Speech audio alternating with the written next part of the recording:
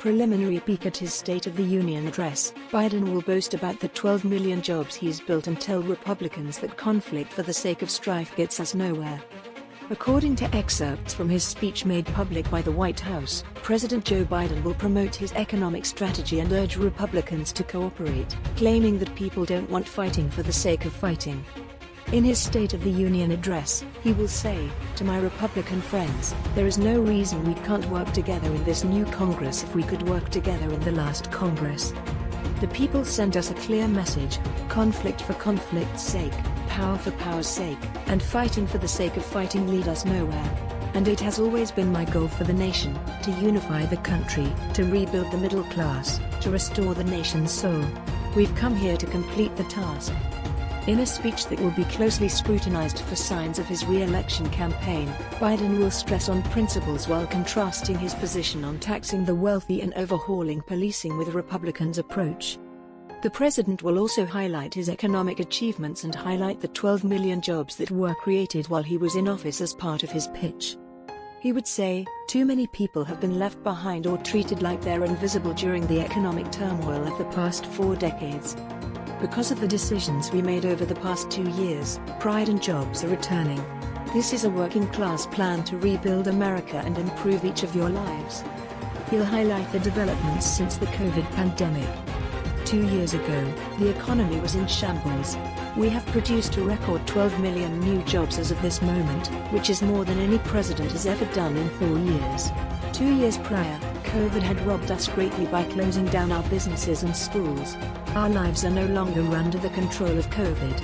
Our democracy also faced its biggest danger since the Civil War 2 years ago. Our democracy is still unbowed and unbroken today, despite its wounds, he would declare. The likelihood of a recession is dwindling as the U.S. experiences record low unemployment and growing wages. But the battle to lift the debt ceiling still looms large in the background of Biden's remarks. Republicans want to increase the country's $31.4 trillion borrowing ceiling in exchange for cutting federal expenditure. Without any restrictions, Biden wants it raised. His first significant policy conflict with Republicans since they took over the House is shaping up to be this one. The deadline for a resolution between the two parties is June 30th. In an effort to curb growing inflation, the Federal Reserve has also been gradually hiking interest rates. From about 9% in June to around 6.5% in December, the consumer price index fell. This week, gasoline was less than $3.50 per gallon, down from the $5 per gallon over the summer. As Tuesday night approaches, the president's approval rating is roughly 40%. He will be welcomed at the Capitol. Over the weekend, security fencing was put up around the structure, and the nearby streets would be closed during the address. To accommodate the 100 senators, Supreme Court judges, cabinet members, and other dignitaries attending, more seats were brought onto the House floor. In Statuary Hall, which is across from the House chamber where Biden will speak, there are television cameras. After Biden's speech, lawmakers will swarm the chamber to share their opinions. For the first time, Kevin McCarthy will be seated behind him in his capacity as Speaker. The chamber will be called to order by Biden's new adversary, who will also introduce the president. On Tuesday, GOP leaders gave their lawmakers a direct warning to act properly while the president speaks, noting that cameras and microphones will be on the entire event. The president's speech will consist of 2 opposing topics: his unity agenda, which the administration is hoping would win support from both parties. It focuses on subjects they believe they can cooperate with Republicans on, such as combating the illegal drug trade, banning smoking, aiding cancer patients and veterans, and expanding access to mental health services. But Biden will also advance viewpoints that contrast him from Republicans. He will urge Congress to increase taxes on the wealthiest, increase federal assistance to those in need, and ensure Social Security and Medicare are protected. He'll reiterate his request for a billionaire minimum tax. Biden has previously suggested a 20% tax on families with a net worth of over $100 million. Republicans and Democrats will be seated on Biden's left and right, respectively, as he addresses the chamber. The speech will be attended by members of the cabinet, the Joint Chiefs, and the diplomatic community. McCarthy issued a warning to his GOP conference colleagues earlier on Tuesday, making it clear that he didn't want any mischief on the House floor.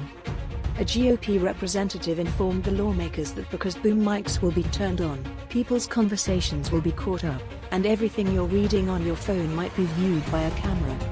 The speaker also pledged to act appropriately and avoid any theatrics, adding explicitly that he wouldn't rip up the speech's text as Nancy Pelosi did during Donald Trump's final State of the Union address. In a video uploaded to his Twitter account, he stated, "I don't believe in the theatrics of tearing up speeches. I respect the opposing viewpoint." Reps. Marjorie Taylor Greene of Georgia and Lauren Boebert of Colorado, both Republicans, repeatedly interrupted and heckled Biden last year.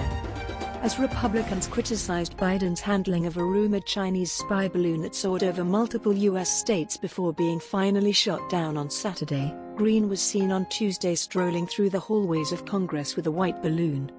The list of attendees for Jill Biden's box at the occasion contains hints about what Biden may discuss in his address. In addition to Bono, her guests include the mother of Ty Nichols, a black man who passed away in Memphis after being beaten by police, and Paul Pelosi, a Texas woman who nearly died as a result of the harsh abortion laws in her state. In the wake of so many public beatings, Biden is anticipated to discuss policing reform. His own Democrats are exerting significant pressure on him to change his policy. More than a dozen families who have been impacted by police violence will be attending the event with members of the Congressional Black Caucus. He will discuss all of the values, someone said.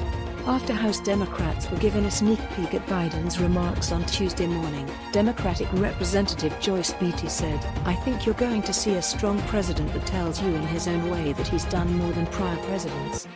Biden has been pressured by Beatty and other CBC members to take action on the issue of police violence. She asserted that, as he has in the past, the president will urge for the passage of the George Floyd Police Act in addition to other measures. After their meeting with White House advisor Anita Dunn, who gave them a slideshow presentation on the president's remarks, the congressman stated that the president will also talk about things he didn't get to in his Build Back Better agenda, such as daycare and housing issues. Democratic Representative Pramila Jayapal responded, "I think it may be," when asked if the president's speech might have the feel of a campaign speech. She claimed that, particularly in regards to entitlement systems like Social Security and Medicare, the speech will contrast with Republicans. Although he hasn't officially declared it, Biden stated he plans to run for another term. In the upcoming weeks, he's anticipated to make a formal declaration, and his State of the Union address will be viewed as justification for him to be given 4 more years in office. His unity agenda will be centered on issues that regular Americans can identify with, and what he will employ to spread his message of bipartisanship, emphasizing the reduction of smoking rates, veteran assistance, drug overdose prevention, and aiding people suffering from cancer. As the number of overdose deaths in the U.S. continues to grow, Dr. Rahul Gupta, head of the Office of National Drug Control Policy, predicted that the president would propose a forceful approach for combating fentanyl. The CDC estimates that 107,375 Americans died from drug overdoses and drug poisonings in the year that ended in January 2022. In order to help modernize the cancer research and care systems in the United States, Biden will also ask Congress to reauthorize the National Cancer Act, which was passed more than 50 years ago.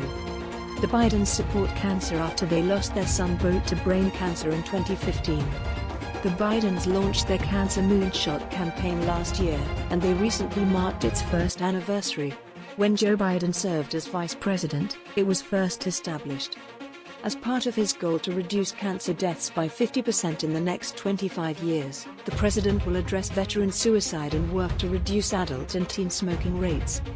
The administration will concentrate on helping people avoid smoking in the first place and supporting Americans who want to quit, according to Danielle Carnival, the Cancer Moonshot coordinator. Veterans of the military, cancer survivors, and parents who lost a son to an overdose are among Jill Biden's visitors. That's today's latest news. Don't forget to subscribe, like, and comment so that this channel can continue to exist. Thank you for listening to the end, and I hope it's useful.